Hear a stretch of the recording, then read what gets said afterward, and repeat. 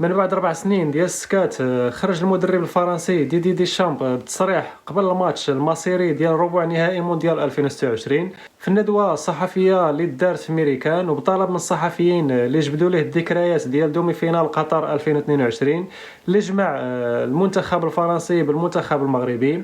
دي شامب اعترف والأول مرة باللي أسود الأطلس كانوا كيستحقوا ضربة جزاء واضحة في الماتش الشهير، اللقطة ديال سفيان بوفال مع المدافع تيو هرنانديز داخل مربع العمليات. هذيك اللقطة اللي غيرت الماتش كامل وحرمت المغرب من تعادل مستحق.